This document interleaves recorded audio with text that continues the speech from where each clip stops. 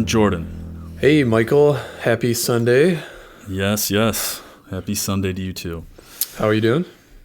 I'm okay. I'm all right. Slight cracking up, but nothing unmanageable. How are you? Quarantine cracks forming.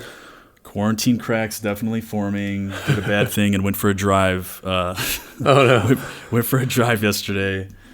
Drove around aimlessly. I couldn't help myself. And then a lot of shopping on Amazon for non-essential items. Yeah. Yeah. I went in like a whole loop where I'm just trying to find shit to do, and I realized that I had these models that I bought when we were in Japan of cars that I liked, and I was like, oh, I'll build those. Like I never really, I don't know why I bought them because I don't build models, but I thought they were cool, so I bought them to like display. And you wanted to do it one day. Yeah, and then I was like, oh, this is that one day. And then I started looking up all the shit that you need, because it's like, oh, you just need like glue and some paints, right? And then I was watching just like a video about how you paint the body of a model.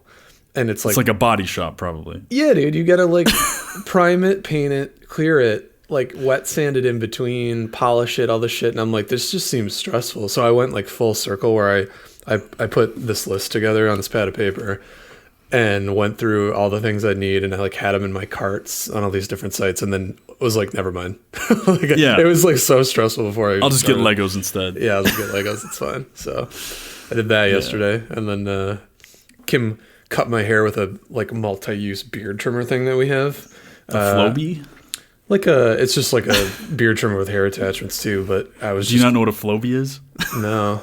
It doesn't. It's a vacuum cleaner attachment that 1987. Oh yeah, I do remember that.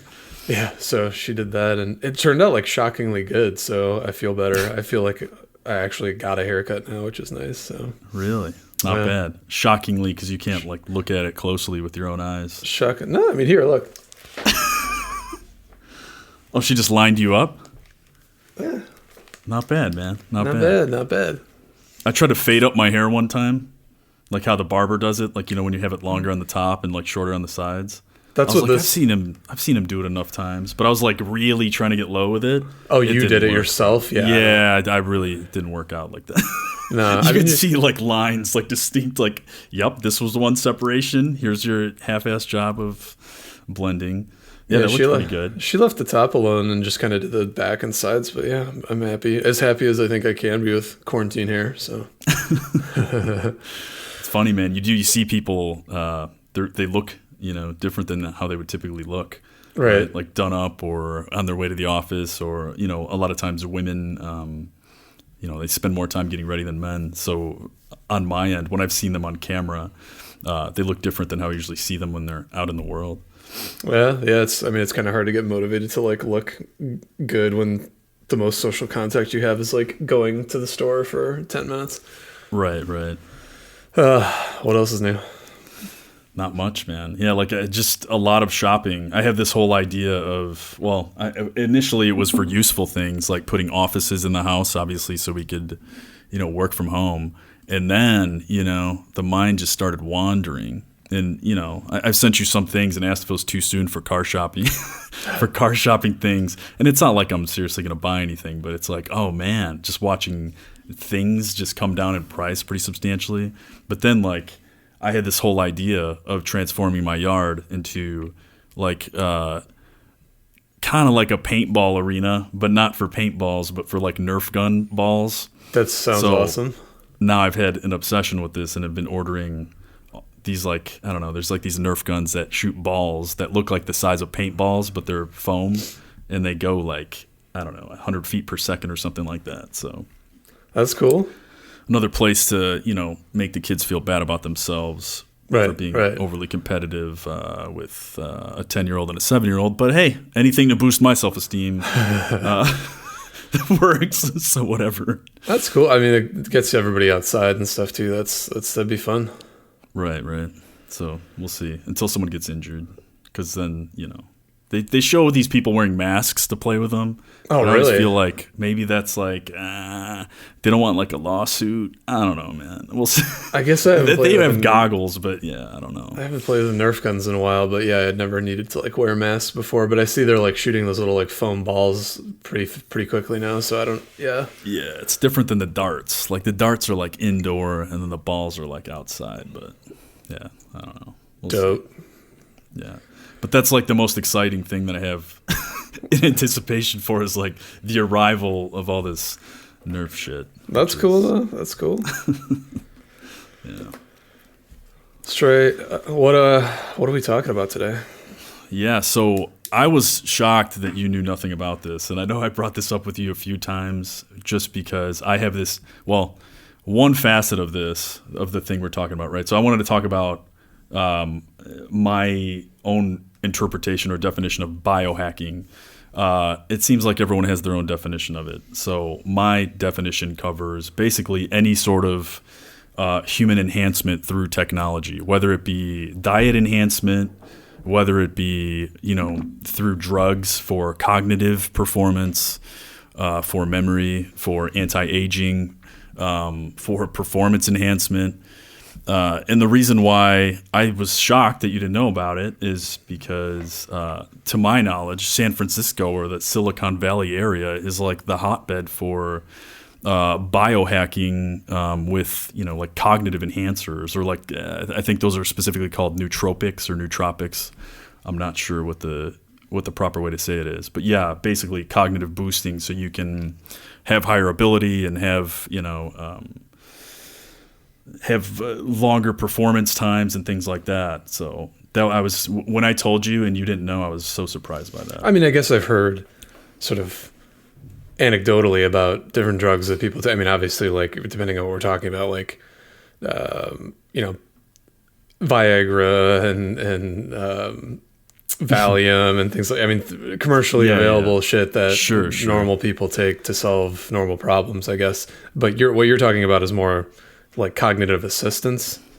It's not even just cognitive. So like Viagra, Valium, those sort of drugs are more like, if you're having a deficit in some area, or if you're having, they're made more as like, I don't want to say curative, but they're made to offset, whatever a typical performance would be like, right? So if your performance anxiety is too high, you take this and it reduces that response. Or like, if you have erectile dysfunction, you take a Viagra and it gives you erectile function. But this is like, in some ways to be more than human, and how appropriate in human condition. But it's not just, like, I think I forgot to mention anti-aging also is another category. So anything that makes us more, basically, right?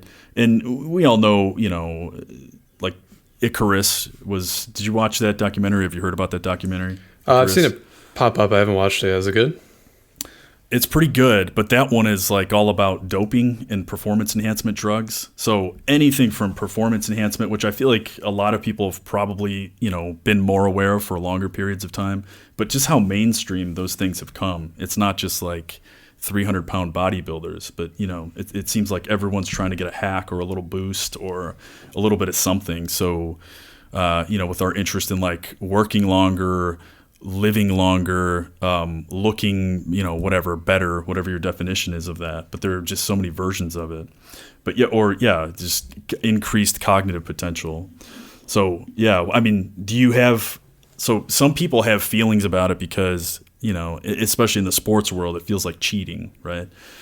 But then, in other areas, it's like people feel like, well, we've evolved all these other areas of life. We're continuously doing things that are considered unnatural, right? Like pretty much everything we've talked about. Even, whatever. You and I are talking over, I don't know, fucking far California is 2,000 miles.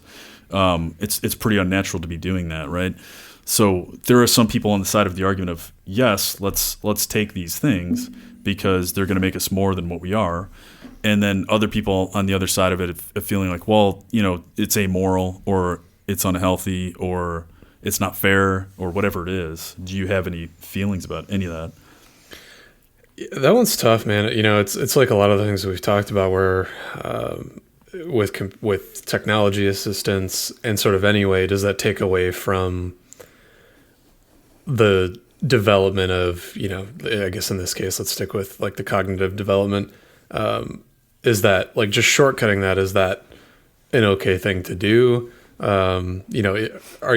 Is it truly an advantage just to your actual output, or does it just help you kind of focus your ability? I guess that's kind of where the question lies. And also sort of like, if everybody's on it, is there any advantage? At some point, do we reach this tipping point where there is no real advantage because everybody's on it? Sure. I guess it's tough. I mean, I suppose in a situation where, you're in a hyper competitive environment and you can take something to get an edge, and if there's no physical or mental side effects, I guess, that would preclude you from doing that in the long term, I guess, then is there an ethical dilemma there? I don't know, man. It's such a tough thing to even think about. It's weird, man, because I'm sure everyone at this point has heard of Adderall and ADHD. Right. And I have my own feelings about ADHD as a diagnosis. I just feel like we don't understand enough about it personally. And in neurology in general, I think when you compare other fields of medicine to neurology is quite tricky. It's just not, I don't know. When you look at something anatomically, it's a lot easier to figure out. Even like other systems, let's say internally, are probably easier to figure out than the brain, right? So for ADHD, I feel like to label it that, I feel like it's too early to tell, and there's so many other things that overlap. But anyhow, people have been using Adderall, and people have been prescribing kids Adderall. And then adults started discovering Adderall because it wasn't just for ADHD. And then high-performing adults started discovering Adderall. And it does bring up the question, well, like at what point do you just have a limit, or do you just have a human limit, right? So now that people are using this to boost their performance, and there are all these other things that are used to boost performance, are we hacking the system? Are we being unethical? Well, I guess it's weird. So bring it back to like the sports example, with Icarus, and with, I guess, like I think about Lance Armstrong and all the things that were going on in cycling specifically, but they were using everything to their advantage. Like once the drugs were outright banned, they were like swapping their blood out for like oxygenated blood and all sorts of shit. And so, I mean, the line has been ultra blurred in cycling in particular about, even if you can skirt the explicit prohibitions against certain performance enhancing drugs, you could swap out your blood and still gain some advantage, significant advantage from the sounds of it. All of that seems like it goes against the sport of it, right? Like if you have the ability and the finances to do that, if everybody does, okay, perhaps that like shortens your recovery time. If you could like pump your blood out and give yourself an oil change and get back on the bike quicker, great. But as with everything else, not everybody's on the same playing field in terms of financial investment in the teams. And so therefore, I mean, I think it's pretty well understood that like that's not going to fly. And same with taking, performance enhancing drugs outright. And as much as I think we all want to see like everybody just taking as much drugs as they can and seeing how fast they can go, it's probably not going to happen. So then I guess if you like bring it back around to, let's say, business and cognitive enhancements, or education and cognitive enhancements or whatever, if you could just take a pill and it's like maybe not going to make you smarter per se. This isn't like, what's that movie, Limitless, where you're just going to develop your brain faster. I think I have an idea about that. But okay, well, my assumption with most of these like Adderall or anything else is that it's just going to help you focus. So I mean, your a level of intelligence, let's say, is static, but the amount of time that you're willing or can focus on a set of tasks maybe is a little bit better or a lot better, depending. That, on the face of it, feels different. However, that like comparing it to sports, I don't know why it seems more trivial to just be able to get your work done faster or better. But at the same time, like business, education, all these things are competitive. And in fact, I mean, the stakes you could argue are much higher. I mean, sporting is, I don't mean to trivialize it, but like what's at stake is very surface level, right? It's like I'm the fastest guy on a bicycle versus, Right. in business, it's like this affects tons of lives. If everybody else is not, if the people that you're competing against, let's say in an open capitalist market, are not all doing the same thing, is that ethical? Is that okay? It's a very gray area from my perspective. Yeah, it is weird because that perspective, right? Like the sport, if these people are doing it, it's a relatively small number of people by I don't know, distribution or percentage, right, of who would be doing that or trying to take advantage of it that way. In the workplace, it's like, yeah, we're all if you're competitive in your workplace, we're all trying to get ahead, right? So there are a lot more competitors, and there are a lot more sports in that way, right? In the business world. So yeah, it's interesting to try to create like what the line is, right? Like what is the line? Like at what point is it justified? And at what point are you bullshitting yourself? Do you think you would ever consider trying them, or would you ever be interested in doing them? Or under what conditions would you be interested in doing any of these things? So, yeah, I mean, I guess like if you think about, let's stick with like the Limitless movie example, but instead let's imagine that it was like FDA approved, and it was someone comes to you with this miracle drug that's going to make you smarter and faster and better and more focused. And there was no negative side effect, and getting off of it wasn't going to turn your brain to scrambled eggs. I don't know anybody who wouldn't try it. I mean, frankly, right? Like, unless it was just prohibitively expensive or whatever, like assuming everything was in the pros column and there was no con. Sure. Would the ethics of it prevent me from doing it?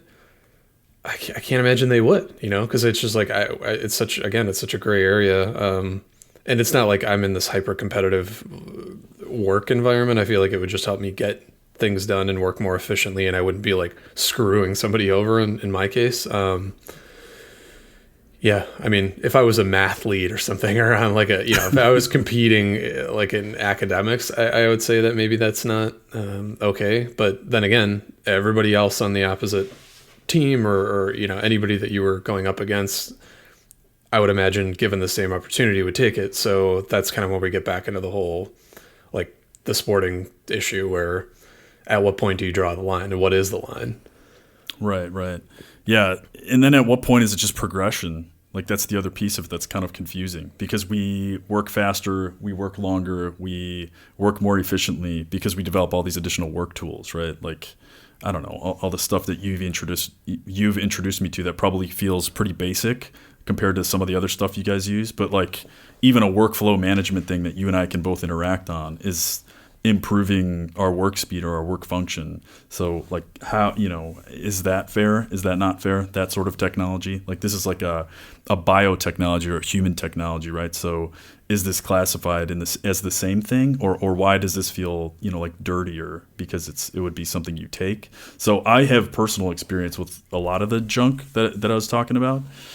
Like the Limitless drug, from my understanding, that movie was obviously, sensationalized or in its fiction, obviously, but it was inspired by. That wasn't a documentary.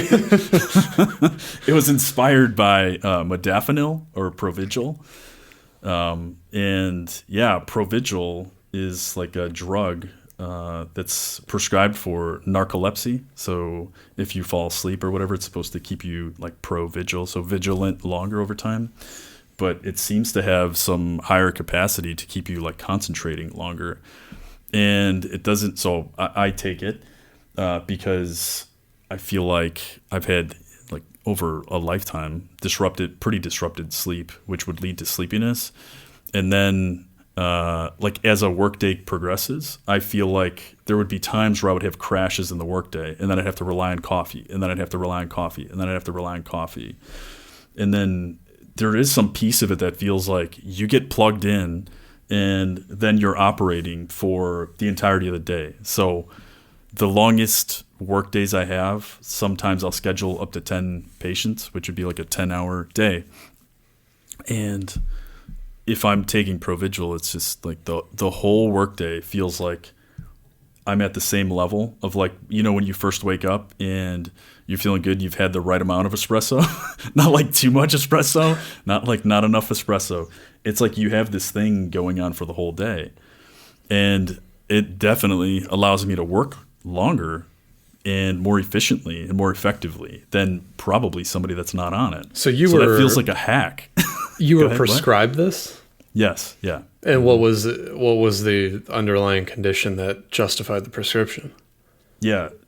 So I told my doctor basically, hey man, I don't sleep. I've never slept well. It's a problem. I have a little bit of apnea that I don't want to deal with a machine on my face. So yeah, I just risk death every night. That's it's a good idea. So yeah, I don't sleep well, and then I'll start falling off throughout the day. So I mentioned to him like, hey man, I take a lot of caffeine. I drink a lot of coffee.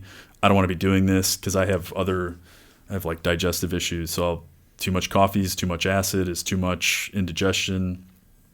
And then coffee makes you like really jittery. So, I asked him about it.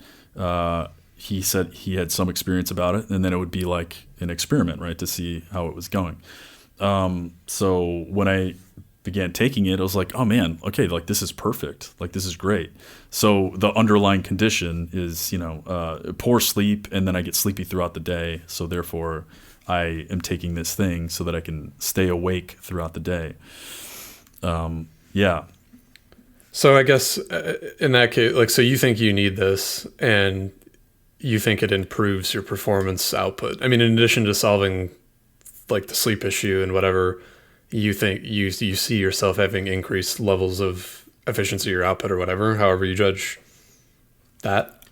I feel like I do, but here's the piece, right? Like you said, you need that, right? So the need that part is also, I'm glad you asked that question. I don't know if it was specific to asking it this way, but there's a piece where like any of these things that you're doing, like once you have like the high definition version or whatever the hell, like 4K, it's like, do you want to go back to 720? That was what I was going to ask you is like, yeah. I mean, that's my concern with any of these things is that as soon as your doctor or you or whatever, something changes where you can no longer get it or decide that you should no longer take it. Yep. That seems like, as with any drug, whether it's addictive or not directly, is a problem, right? I mean, you've become used to that, as with anything else. If you've had wealth and then you lose it, that would present a huge problem just mentally to overcome that issue. If you've had physical fitness and then something prevents you from getting that in the future, that would present mental problems. I would imagine that once you've had this clarity and that becomes the new normal, losing that must be catastrophic. Definitely. So yeah, I feel like for myself personally, it's like there's like a reliance on having like 4K all the time. Do you know what I mean? Like I always, my day is planned around, having that kind of ability for that amount of time. And then you start to play like the justification game of it. So like asking, do you need it? Well, it depends on what you mean by need. But yeah, do I need it to perform at the level I'm performing now because it's allowed me to work more? Yeah, now I definitely need it to do that. But then it gets into a slippery slope because like if you start stacking a bunch of things and doing a bunch of like, as I call them, like biohacks, then you have a different impression of who you are and what you're really capable of, And that's like a tricky thing because like, yeah, as you're suggesting, if I didn't take it next week, I guarantee you, I do not have the same work capacity as if I took it.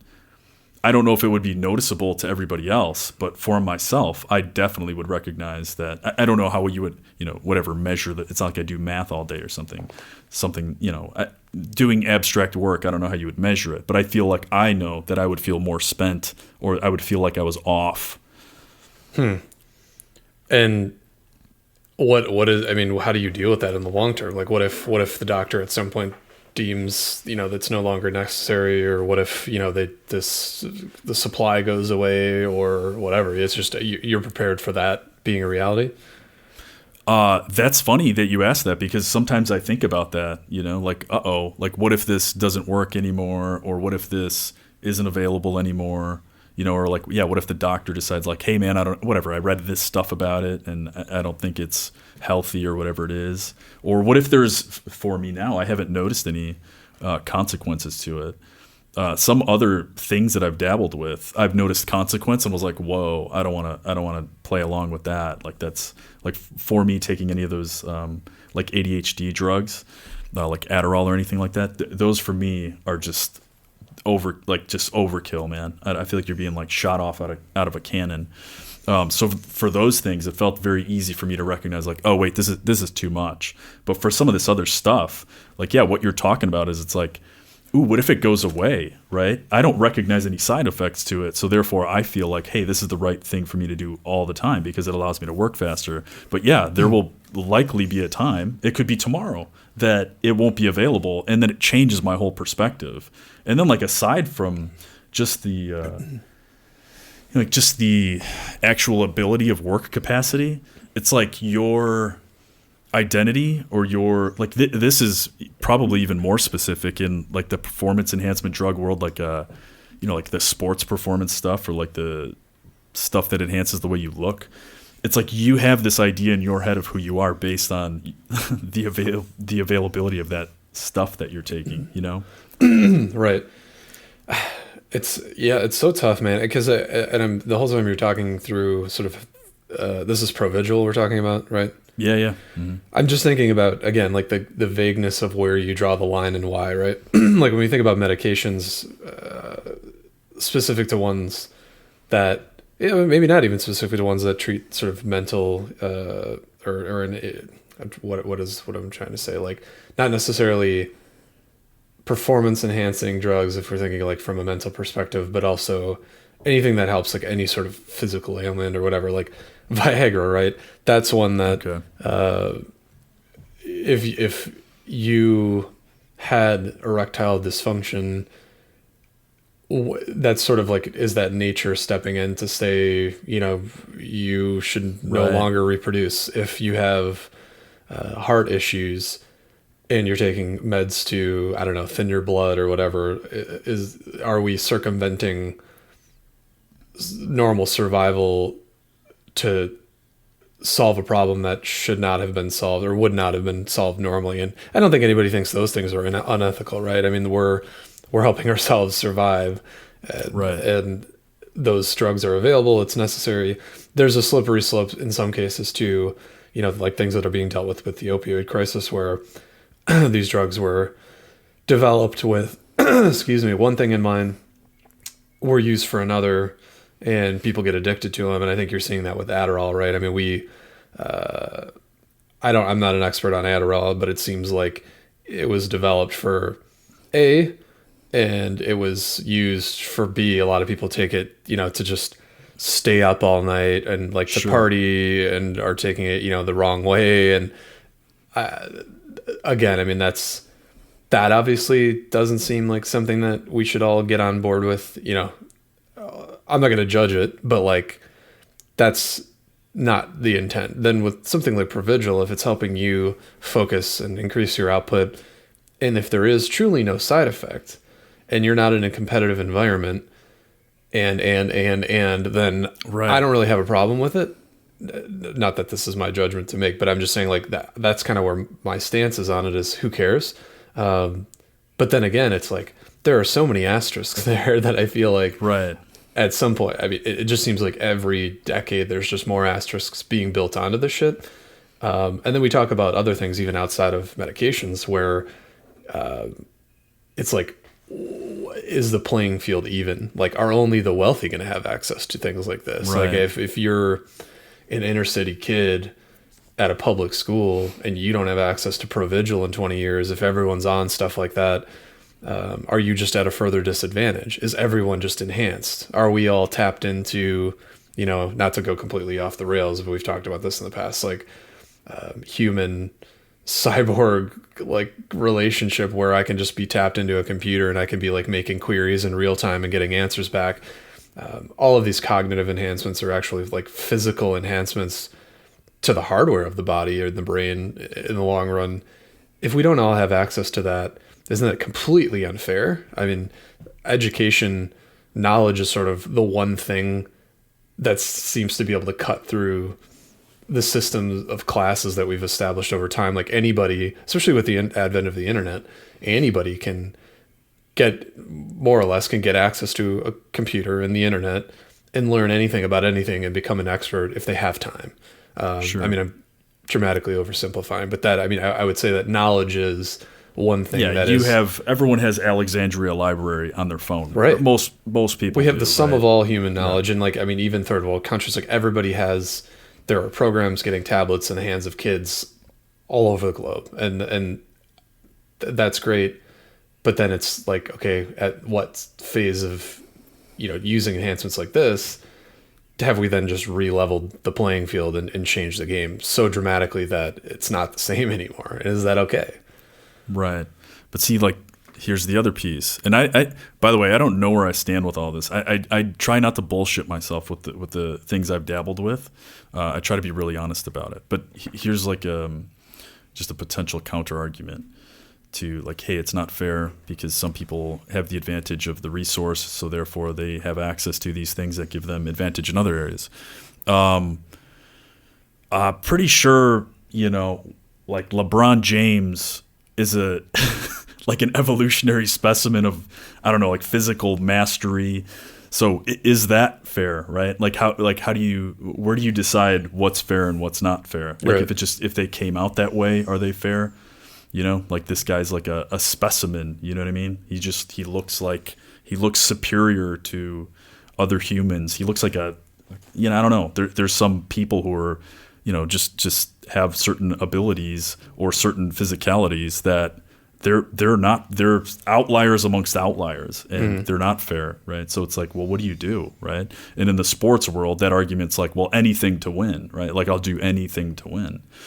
And if everyone in that one, it seems a little easier to differentiate the right and the wrong because there's deception involved and people recognize when they're being deceptive. But in some of the other areas, it's like if there's not a rule set like that, like what is fair? What is dangerous? What if it doesn't affect other people? What if I want to take a shit ton of steroids because I want to look a certain way? Or, I don't know, lift a thing, like be really strong. But I'm not affecting other people, and I'm not leading to some kind of, whatever. Like it's not something that's addictive, at least let's say like physiologically. And maybe I'm wrong about that. I'm not like some kind of specialist on this stuff, but it's like how do you decide what's fair? I don't know why I thought of this, but when you were talking, that quote about Samuel Colt came up, the gun manufacturer, where God didn't make men equal, Samuel Colt did, right. In reference to like guns being sort of the great equalizer in terms of like defense or offense, right? Like in my mind, that's sort of what we're talking about, right? It's kind of like if you before you have a problem with your neighbor, you have a problem with these guys across some line that we've drawn in the sand in another country, and you got to charge at each other with swords and sticks and shields and shit. You have to have immense discipline. You have to have a soldier force trained for that. The devotion to like defending yourself or taking an offensive was the huge undertaking, and only certain countries had the resource to devote specially trained soldiers to shit like that. Same with just like domestic issues. You had to be a big guy maybe to defend yourself or your family. Then guns came out, and suddenly everybody just had this thing, and they just had to point it at somebody, and they could end their life, right? And I think outside of the issues that's presented in this country in particular, what was the outcome of that? I mean, is that a good or a bad thing, right? Like the thought that somebody, thinking back to like the 1800s, let's say, or 1700s, now knowing that everybody had guns, perhaps that prevented things from escalating as quickly as they had before that, right? Because everyone had to assume like, well, shit, we're going to come over this line and we're going to get shot, and that's that. They don't have trained, we're not dealing with the Spartans here, but like all these guys can now defend themselves. Let's not go there. At the same time, it could have created issues that wouldn't have been issues, because now every dude that has a problem with anybody can also just go deal with it one-on-one. and they don't have to train to solve that problem. And so like I'm thinking about how these drugs are sort of a proxy for that, where it's like the new like mind gun, where I can just take this and suddenly I can compete on a higher level than I could have before. And net, is that a bad thing? It's just so hard to say. I mean, the gun analogy is a weird one. I'll give you that, but I don't think it's weird. I feel like that's accurate. It's like there was a piece of technology that created. Well, I don't know if it created it got rid of some of the advantage of someone else's, I don't know, physical giftedness or something like that, or at least it reduced it. So, yeah. Sorry. Go ahead. Yeah. So I mean, in that way, yeah. I just wonder where this ends up. You know, if it ends up, and again, like I guess sticking with the gun example, it's like we ended up in a scenario now where it's like everyone in this country is like fucking armed to the teeth, and it's creating other problems, and it's no longer sort of like this, the problem that it solved before now is no longer really a problem, like in terms of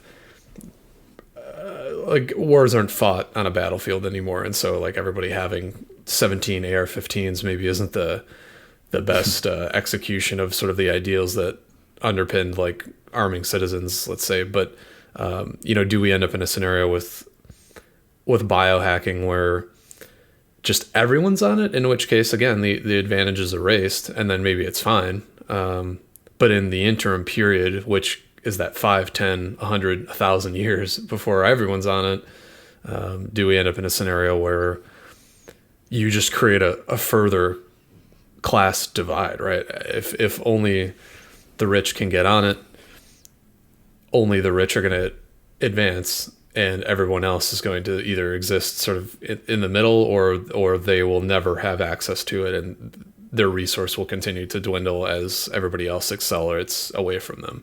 And that's sort of, I mean, it's like the same thing with money, right?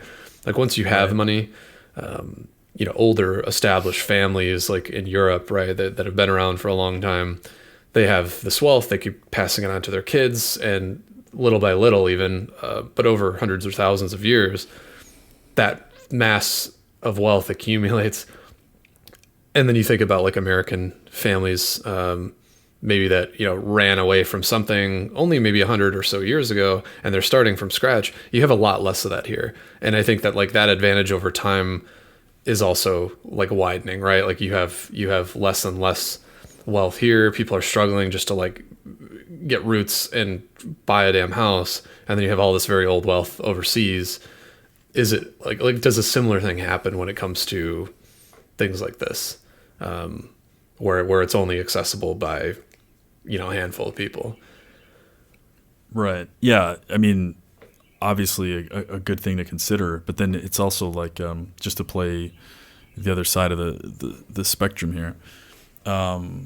If you're looking at this from like a capitalist perspective or a survivalist, or let's say like a Darwinist, I don't know, whatever perspective, it's like only the strong survive, right?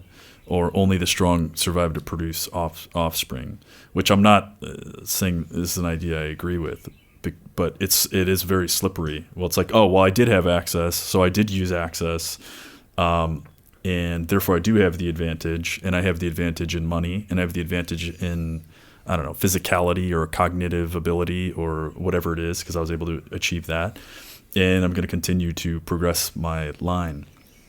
You know what I think for me, I guess since I brought this topic up anyway, the part to me, it's not as much interesting or surprising to me that we would be here with this stuff. It's more the part that these sort of things are used so much more than is known, and it's done in a way where it's all very covert. You know, Men's Health. This guy gained 80 pounds to do the role for this superhero movie. Here's the workout. This guy works from this. I don't want to say that if things get published. This person from this company, he works 100 hours a day or whatever it is. He works all of this time, and he works out this many. It's like, wait a minute, buddy. Like, hold on. we're not telling the full story. So I think that for me is personally the clue in that, like, well, that's like maybe, that's a good point too, because you're making me think about, like, to what end is all of this, right? Like, just because we can, should we? You know, we were talking about, we were talking, I don't know, Thursday, and I was kind of lamenting how I was burning the candle at both ends this week because there's just a lot of shit going on. You know, perhaps to get over a hump like I had this week, if I could have taken something and just like knocked out all the work and then gone back to normal as a Band-Aid, that's cool. But we all know that's not how we use this kind of shit. We're going to go full tilt on it, and we're never going to want to get off of it. For sure. And the end game is just increased. Let's stick with the Provigil example. It's just increased output, right? Like, the whole point of doing this is to do more with the same amount of time, or do more with more time, but to increase our output levels to a point where I guess the end game are more productive, and therefore profit more, or however you want to judge your output there. Like, you can, if you're taking this so you can focus more to have more clients or patients, the end game there is to help more people, to take home more pay, whatever. But, like, we're not going to just do that to get over a hump and then stop taking it, because that's kind of the human condition, which is, once something's good, it can never go back. You can never just leave it alone. And so then I ask, like, another question, which is, to what end, right? Like, why do we want to put ourselves through this? And it's sort of something that I struggle with a lot now, where, you know, complete unchecked capitalism, when you're, like, watching the world just kill itself for everything, just has to go up and to the right. Like, we can't have a single quarter where anything is flat or goes backwards at all, even though there might be something like coronavirus that created some irreversible outcome. If we ever stop succeeding or moving up, there is a problem there, and we have to fix it with whatever means necessary. And it's like, I think that's another human nature condition that's sort of baked into our DNA, where we feel that way. But I wonder if perpetually trying to solve that is going to be the way that we end up killing ourselves, because sometimes the status quo is okay, right? Sometimes whatever you can accomplish in the time that you have, with the resource you have, with the brain power that you have, is okay. Trying to perpetually advance that, I mean, this sounds short-sighted, but is there a point where we have to consider there's a plateau, or a practical plateau, because otherwise we're just burning ourselves out? Sure. So this is where my psychological background lends itself to the conversation. Yesterday, I forgot how the hell we were texting back and forth. Something about FOMO. I don't remember how we got to it. And then I sent you, like, a quick thing in between patients of, like, my conceptualization of idealization. And you were talking about this, like, at what end, right? What's the line that we decide, like, enough is enough, or at what end, or do we recognize our ability, right? Mm-hmm. I feel like through my own experience with all this junk that I'm talking about, like all these biohacks, and I've played with all of them. I've played with all of them that are in gray area, meaning, like, they're not illegal, but they're not entirely legal. They're kind of like, they're kind of in a gray space where they're newer things. I've played with ones that are doctor prescribed, and, you know, I use Provigil. And then I haven't dabbled with anything illegal, obviously, because I'm not interested in the consequences of breaking the law and doing all that bullshit. But anyway, I'm at this point now where, after doing stuff for, like, performance enhancement, for, you know, and justifying all the reasons for why I've taken it all, or done it all, for performance enhancement, for cognitive enhancement, where there was a point where, if there was anything available, I was researching it, I was finding out about it. So I'm on the kind of diet, the kind of eating schedule, the kind of stuff, like being on, like, testosterone, being on Provigil, not just things for your body, but things for your mind, and, like, just kind of figuring out every hack to be better. And to your question, it's like, to what point, right? And you and I go back and forth all the time, like, since forever, about, like, hey, what's the point of this whole fucking thing, right?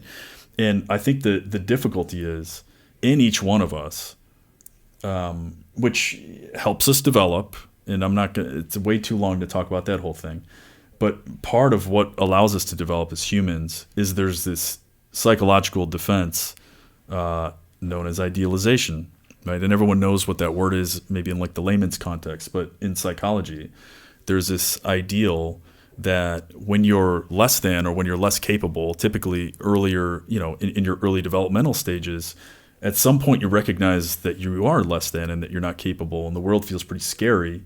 And the only way you can kind of get over that hump so you can continue to develop is to choose something or choose a figure or choose a symbol that you then identify with and you idealize. Because if you identify with that thing and you idealize it, then it makes you feel safer, because then it's like, oh, well, Michael Jordan could do it if I just follow what he says, therefore I could do it, right? And it's this whole fear of like really knowing what we are and like what we're capable of, right? And like, hey, how much can I actually work? How smart am I? How many abs do I have or don't? The answer to that question is 0 in my case, but yeah, me too.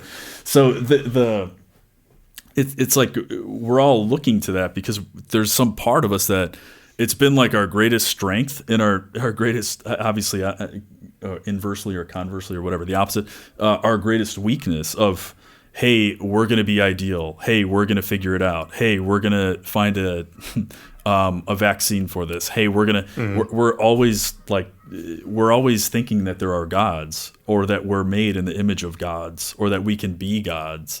And it's like this whole condition. So like for myself, like when you say like at what point, I don't necessarily know if this is the same for everybody. Anecdotally, from clinical experience, it suggests that it is. But there is a place where, for myself, it feels like, oh, I have more important shit going on than feeling like I have to get better all the time, get better, and you know what I'm saying, like, and have more ability. So that kind of through like marriage and getting closer with family and kids and this sort of thing, it seemed like, oh, there is more to this than like everything I've ever learned before having this insight, Right. So up and to the right, it's like in the corporate model, perhaps, or like in an economic model, it's like, how do you have that collective awareness? Yeah. And I guess that's where, normally we try to sort of provide some sort of advice and based on my take Good here. luck with this one. Yeah, I mean, it's so tough because, again, I think that like in moderation, as with everything, perhaps this is it is a non-issue. I mean, if you're struggling with something and there is a biohack to solve that problem or help you circumvent it or power through it or whatever, I'm certainly not going to say that that's unethical.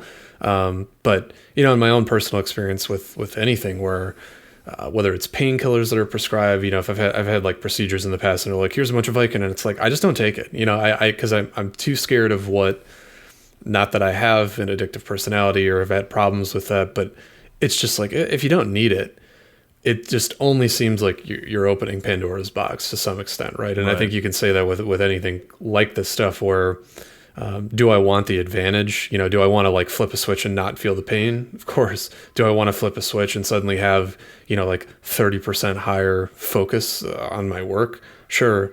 But where does it end? And for me, knowing that increased output is just going to lead to increased appetite for capacity. And not only am I going to see that, but, my boss will see that and it'll just be more and more and more and more.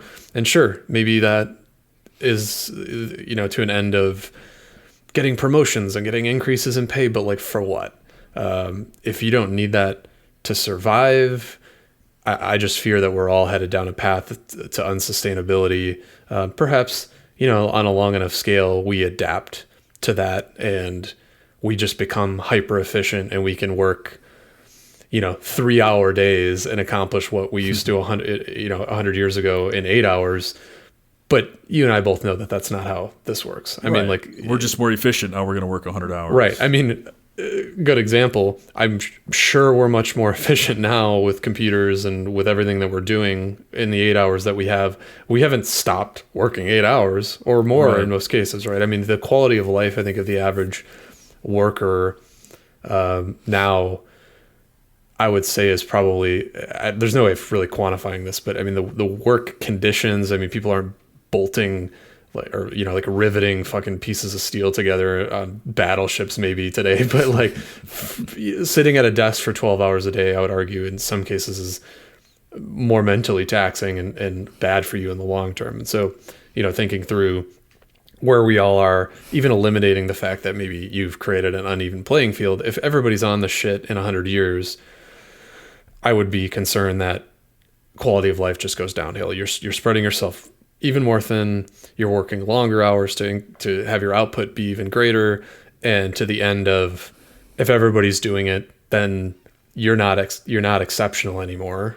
Right. And that creates a whole new set of problems. So I guess TLDR in that case, my advice is, what is that? You sent that to me. I don't. Too long, didn't read. It's like when someone sends you a big long thing. Basically, that text you sent me yesterday is TLDR. I'll just skim it.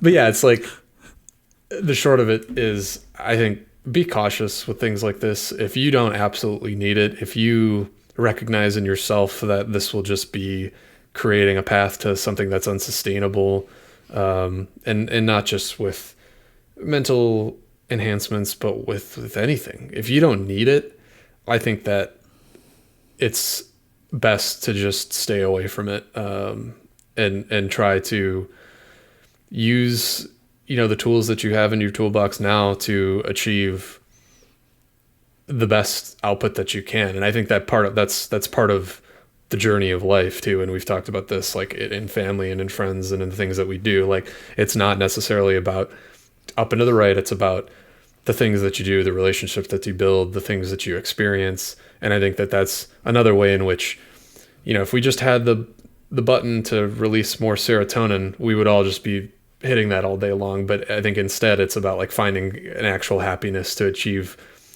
maybe not that same output, but I think for cognitive development, that's kind of the best case scenario for us. So again, I don't judge you, or I wouldn't judge anybody for doing it. And perhaps I would try it, but I would be worried about the long-term effects of it. Yeah. So my own personal journey of it, I would say that what I've discovered throughout that time is, you can find shit that makes you superhuman or whatever. It's there. But were you really seeking to be superhuman, or was that an illusion? You know what I mean? Like, you were just selling yourself something. Again, kind of like what you in the beginning of the talk mentioned. At what point do you decide to call it quits on this stuff? So like all of these things, like I'm at a point where it's like, oh, wait a minute. I still want to be the best version of myself, because I don't know, why not, right? Like you get one shot here, or at least how I understand my existence in this place. You get one shot here. You maybe figure out how to do it as good as you can, because like you don't get another shot. But maybe in that, like, recognize the limit, and it's cool to like be the best. This is corny. The best version of yourself. You don't have to be like the gods somewhere else, or that guy somewhere else, because like you don't know what that person is driven by. You don't know how they're using metrics in their advantage. Like, they're playing the numbers game to justify what they're doing, which is certainly a place that I've been many times while, doing my own biohacking experiments, right? And like using different justifications or metrics to kind of come up with an answer, or a justification or a green light for myself. But the reality is, you got to learn how to like be your best self, but also like be in balance, so you're connected with the world. And connecting with the world means, and this is like a more existential piece, is recognizing like what your place in the universe is, and who you are in the universe, and like what your ability is and what your ability isn't, and what your strength is and what your weakness is, and the necessity for I would imagine the universe, the balance of the universe, to have you have that weakness that you have, or that strength that you have, or like a general range of strengths and weaknesses. Because I like I mentioned, be the best version of yourself. So I think we do have some fluctuation, but know that if I have this strength, it is coming at the consequence of another weakness somewhere else, and it's fine. Like, that's part of the human experience and being here and being real. The issue is, like, for myself, again, during this discovery, it's the backtracking part of it, and like now meeting heart with mind and saying like, wait, I know this stuff, so give some of this bullshit up, right? And just like live here. Yes, it's available.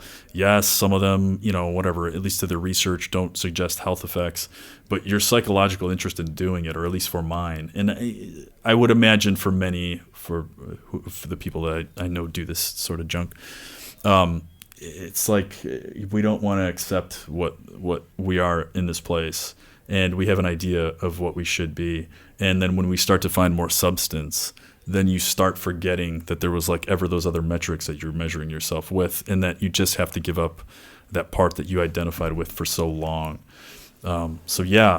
Interesting stuff, but definitely, like, maybe if you're going to be dabbling in it, aside from all the health or moral things about it, it's like, look inside yourself and think like, what the fuck is, like, what is the real point of this, or what is the real advantage overall for this stuff?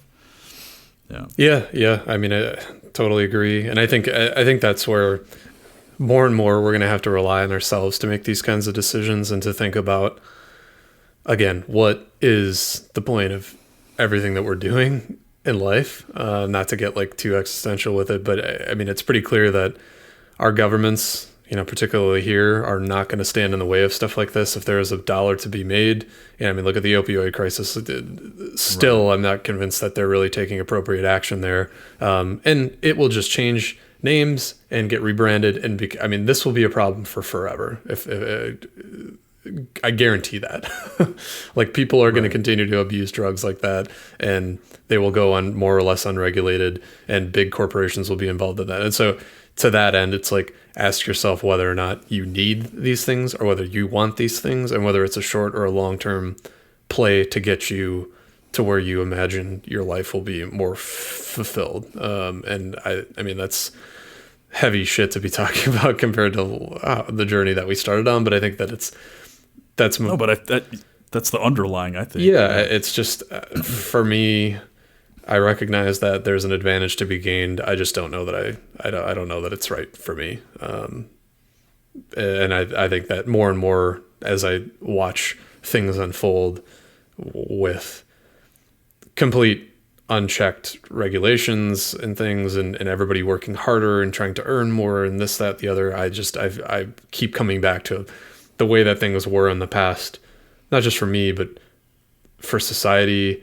There might be something to that, simpler routines, simpler relationships. In some ways, technology has helped bridge some gaps. But I think that in the case of this in particular, I worry that it's a path to unsustainability and to like negative happiness. Thanks for having this talk with me. I know you're worried about this topic, but I don't know. I at least feel glad. Yeah, it's interesting, about it, especially with someone that's not into it, because a lot of the times when I'm talking with people, it's with other people who also have the interest, and it's like it's definitely, you're in your own little echo chamber of like, yeah, for sure, it's great, work longer, whatever. I think you should stop taking it for like a week, and then we should loop back. Glitch out. Yeah. No, I mean, we should like talk about it again. Like, see, you're just gonna watch me drool the whole time. Hopefully, it's not that dramatic, but yeah, I mean, it'd be interesting if you just stopped for a while to see how you dealt with it. Yeah, we'll see if I get. You're like, I'm not gonna do that. I'm working on the other biohacks first. We'll see. Great. See if I get to this one. God. All right, man.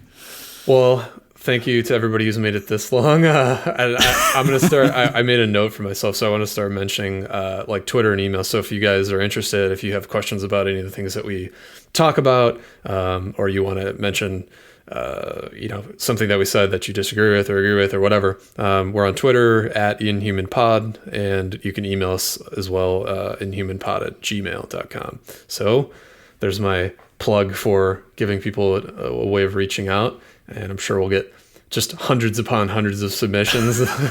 Hundreds upon hundreds of me checking it to see that nothing got right.